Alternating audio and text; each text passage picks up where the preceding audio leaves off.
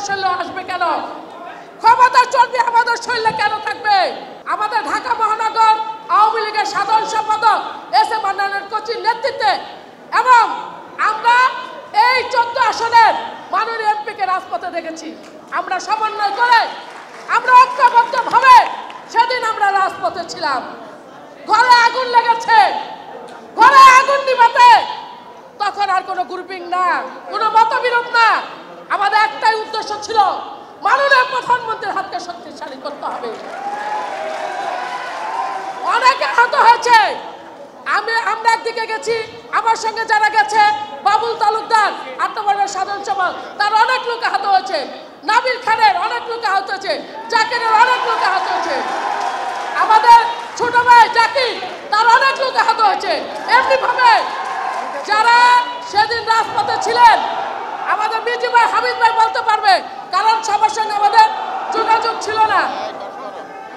তো আজকে একটা কথা বলতে দাও, কথা বলতে দাও। এখন মাননীয় এমপি সাহেব আমাদের এই 14 আসনের অভিভাবক, আমাদের এমপি সাহেব আমাদেরকে সবাই মিলে এই 14 আসন আজকে গর্বের জায়গা, কারণ যা পূর্ণ 16 পারে নাই তা 14 পেরেছে। ঐক্যবদ্ধ শক্তি, এখানে 14 আসনের অনেক লোক আহত হয়েছে। সবাই তো এক স্পটে ছিলাম না, সবারটা বলতে পারবো না। আমি নিজে আহত হয়েছি,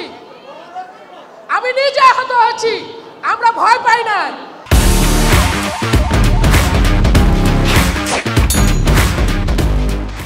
একটা কথা মনে রাখবেন, সাহস এবং সাহস এবং সাহস সাহস করতে হবে। আমরা আওয়ামী লীগের সৈনিক, 21 বছর ক্ষমতায় ছিলাম না।